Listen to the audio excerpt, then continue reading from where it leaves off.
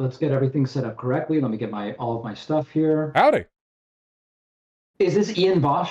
It is Ian Vaush. Koczynski, yes. Welcome to the program, my friend. Yes, it's been a good long while. How have you been? Yeah, I've been well. What do you? I'm guessing people have been reporting to me that while your and my political views differ, we both agree that tonight it would be better if Republicans didn't win everything and send us off a cliff of dystopian authoritarianism and vote stealing and election stealing into 2024. Do I understand that correctly? Yeah, it's a tough sell, but they just really haven't gotten me on board with the aforementioned totalitarian fascist agenda. It just hasn't Yeah, sold I with me. know. Um, Any particular race you're looking at?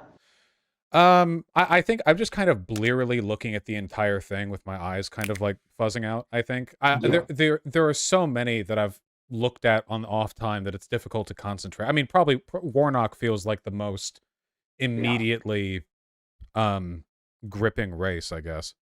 Yeah, and we were just looking at the latest numbers there. It's Warnock +8, and like the lead is shrinking every time they count more vote. Every time there's more vote dumps, for lack of a better term. I think it'll end up being really close. I don't know who's going to win, but I think it's going to be way closer than these numbers. Another goddamn runoff. That's another concern, yeah, because of this Oliver guy. I mean, Warnock's above 50% for now, but we'll see if we can avoid that. How are you kind of thinking about the next 2 years? By the way, if people are just joining us, we are speaking with Vaush. I'm thinking of the next 2 years as most likely controlling the House and potentially some critical governors' houses. Republicans are going to set themselves up to try to get the next president to be a Republican, whether that candidate actually wins or not in 2024. Like, it seems that's fundamentally what this is about. Yeah. Have you kept up at all with the Moore versus Harper upcoming Supreme Court decision?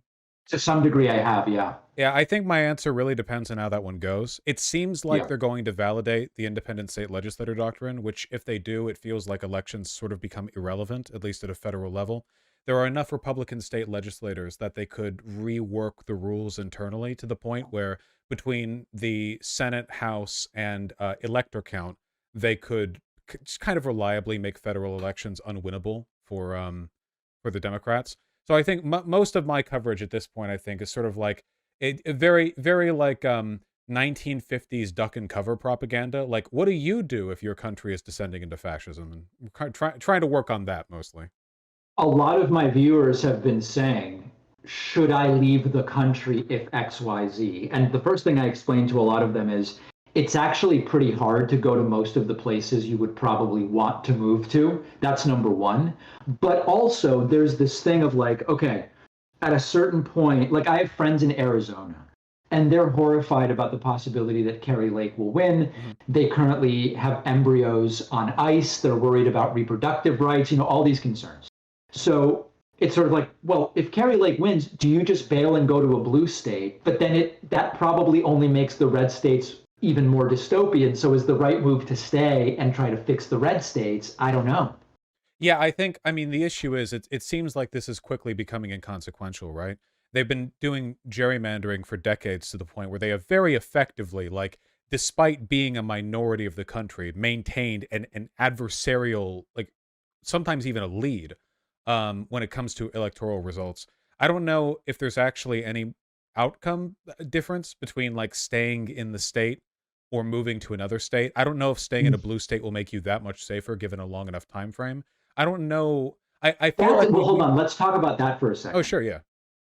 I do agree that on the one hand, there are certain things that it doesn't matter what state you're in. You're sort of subject to disasters that are potentially implemented federally. But for example, I don't know if you've ever looked at like HDI equivalencies in states where you just rank states by human development index the way you might rank countries. Yeah. The top 15 or so states in the US by HDI, which is like a blended metric that includes life expectancy and all these different things, education, et cetera.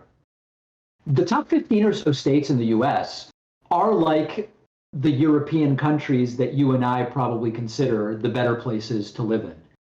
On the other hand, if you go to Mississippi and Alabama, the states with the low HDIs are mostly like countries most of us would not consider great places to live. Like Syria, there's a Kuwait. really material difference between living in on average blue and red states that I think does make a difference to people's day-to-day lives. Oh no, I absolutely agree. For now, I'm wondering to Yeah. what extent that'll persist, especially in certain regards. So, like for example, you and I are media guys, you know. Now, I don't want to Yes. fearmonger or anything, but generally speaking, when federal control is gained by fascists, one of the first things they do is target opposition. And if you control, the House, the Senate, the presidency, and the Yes. court, wouldn't be that difficult to crack out a couple of laws on like dissent, or I'd call it like the propagandistic, un-American, whatever. It's pretty easy to get the right people quickly when they have that power. Now, if you're like a regular Joe, like an average person in the United States, like there's no reason you'd have a target over your head. I think you Yeah. should try to maximize your own well-being. I don't think it's fair, especially like, man, imagine like you set up to live in like Alabama in the vain hope that one day it flips blue or something, and then you have a kid, and Right. that kid ends up being gay, and it's like, well, like so much human misery, I don't know if that's a good like long-term strategy. No, I agree, and especially now, having a baby. I don't know if you did you know I had a baby? Yeah, and congratulations, by the way. Thank you. Especially with that now, the idea of like sticking it out someplace that sucks and where like things would be worse for my kid because it sort of feels like the right thing to do.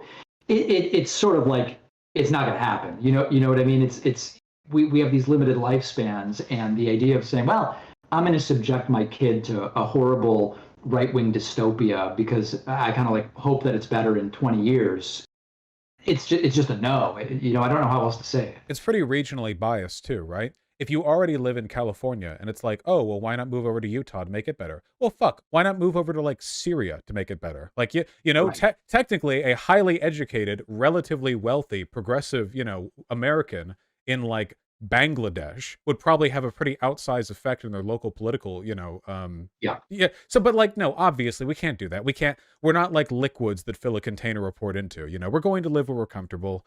Um, I'm more concerned with like in the long run, like how do we get our communities or as many Americans as possible, like how do you tell them like to knuckle down and get ready for what might be like a proper end to our democracy? Because a lot of them are going to survive it, but that doesn't necessarily mean they're going to have a great time during it, No, absolutely, for sure.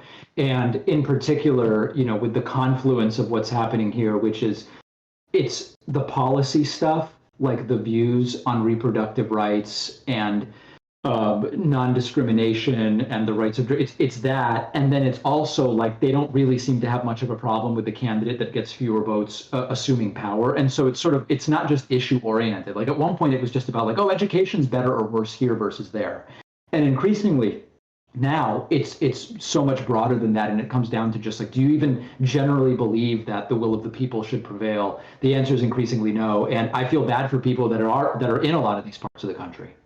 Yeah, and mm, yeah, it's really difficult because interpersonally and like politically, these environments can feel really different.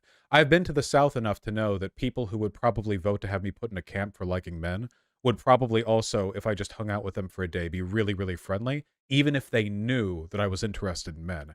So the experience of like the outsized political effects of these groups versus knowing them interpersonally, it can make it really difficult to know where a person should live to be safe. I don't know if there are any easy answers there. It's just unfortunate because it feels like we've kind of run out the clock on electoral viability when it comes to pushing back against this. The Dems are just Without a not as doubt. underhanded as the Republicans are. Without a doubt. And the entire Michelle Obama, like when they go low, we go high sort of thing. I think that there's two categories here where on the one side, there are absolutely tactics that I would never want to stoop to in order to win, even if you can justify the ends, which is you're preventing absolutely depraved, horrible people from taking power. And so, there are certain types of dishonesty and lying, criminality, manipulating voting machines. It's just no, we just absolutely shouldn't do that.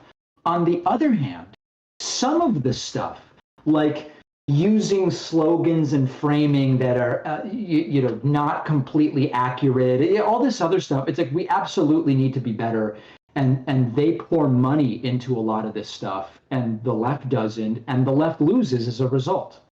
Oh, yeah, the when things go down as bad as they're going to, Democrat abstemiousness is going to be one of those like historical tut lessons people are learning about in the future, because this really makes like the social democrats in Weimar, it really gives them a run for their money, right? Republicans have been so open in so many ways, but like very clearly, like democracy means nothing to us. We will scrape every bit of power we can until we no longer need to scrape and it's just ours. They've been screaming that from the rooftops for a long time now. And I agree with you. There are limits to which you should not stoop for a variety of reasons, just like even from like a rule utilitarian perspective. But the Democrats are so far away from that line. Like there are so many things they could have done no matter what reputation it would have earned them, if they brought out like sedition trials for people associated with Jan 6, the same way like or Lincoln ousted Confederate sympathetic like senators back when the Civil War began. There are so many like hard lines that could have been taken that seem insane now, but fuck, 2 years from now when things really start rolling, they will seem like moderate responses compared to what it would have prevented. Is there anything you specifically are doing as a result of the way things have gone since they, tried to steal it in 2020 and then rioted on January 6th? Like, for example, I have lots of liberal friends that have either started to or increased their gun ownership by getting more guns or starting to get their first guns. People that have moved to different states. So, whatever it is, like, are you doing anything differently? I bought a lot of guns. I own a You lot of did. guns now. Yeah. Um, and I was gifted some of them by my very conservative grandfather, who doesn't know what I do either. So I have also strategically disarmed the opposition. Um, I keep my passport up to date. I think everyone should do the same. It's really difficult because like I mean, you have to accept, like, none of us are revolutionaries. I certainly am not. The idea of like, oh yeah, if things get really bad, I'm gonna fight back or whatever. Like, that's not really a realistic mindset. I think one of the strongest things that a person can do in a situation like this is to form strong community bonds. Because especially in deep liberal cities, the worst thing that could happen there is like occupation from right-wing militias. Like what we saw during BLM, there were those Patriot Prayer guys with Yep. the guns and the truck beds, and they would like go through the city. And the difference in terms of their ability to like occupy a liberal neighborhood with the liberal neighborhood being completely unarmed and not being completely unarmed, different worlds. And I'm kind of hoping that might maintain, like, it might prevent civil instability from leading to like a lot of unnecessary death in some areas.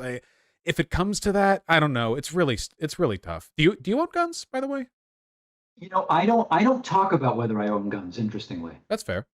Yeah, I don't know why it just like kind of I don't know. I mean, I've said before, like my views on gun safety regulation are widely known by my audience, and I've also said the idea that like even knowing all of the statistics about firearms, the idea that only the right has guns is unappealing to me, but I just kind of like Yeah. don't mention anything about my personal ownership or lack thereof. No, that's good. Keep them guessing. It is an issue, right? Because people have always joked like, oh yeah, owning guns. What is that going to do against the military? Well, it's not the the far right like prepper guys haven't been massing an arsenal to fight the military. They've been massing an arsenal to fight us. The Right. military, what they're hoping is it'll either side with them or remain neutral or too politically combative or too internally divided to really do anything. Meanwhile, if in a non-military situation, the right would just sweep the country with like no problems. A couple of far-right militias would be enough to single-handedly hold down cities with millions of left-leaning people. Yeah, no, without a doubt. And many of my liberal friends feel that way. And they're like, hey, listen, I want to have guns. I want to have to go through an extensive process to get them. I think everybody should have to go through that process, but I'm not going to cede that. And it's sort of similar to what you're saying. How late are you streaming today? I'm probably going to go to at least 8 tonight. I'm going to keep going for as long as there's any question about the results of these votes, which I imagine will take a couple of days in some races. I Yep. um I find that this is more of a cultural exercise than anything because a lot of it is about direction, right? Like, what do you do after Dems lose to Reagan back in, like 80 or something, right?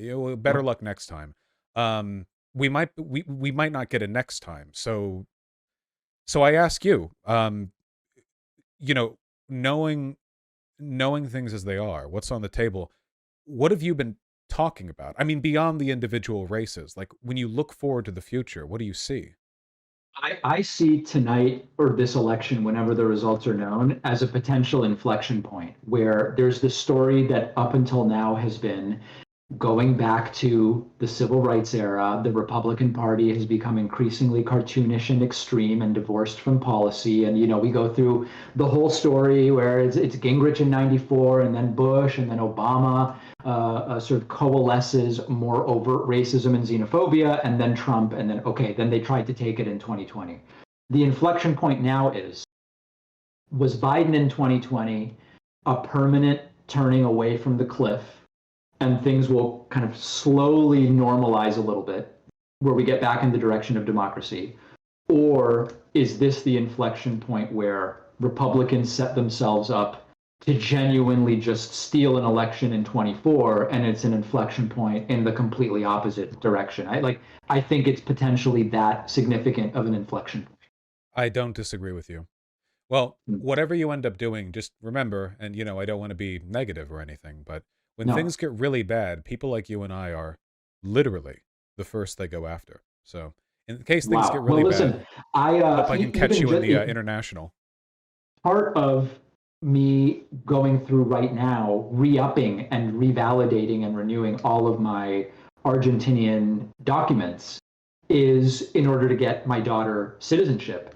But I think it would be a good idea to be doing it regardless. I mean, why not? It's not like things are so great in Argentina. In fact, the economy is a total disaster, but it just seems like options are good. Yeah, it's there's never been a better time to have dual citizenship.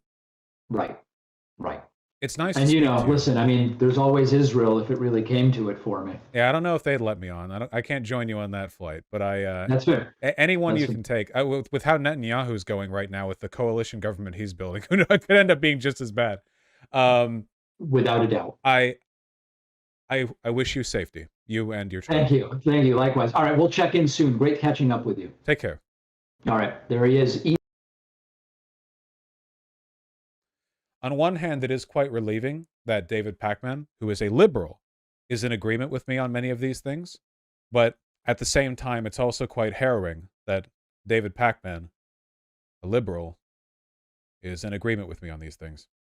If nothing else, to those of you who think that I am overreacting, please take that as something of a reassurance that if my concerns are being shared by my less radical friends, then, it must mean something.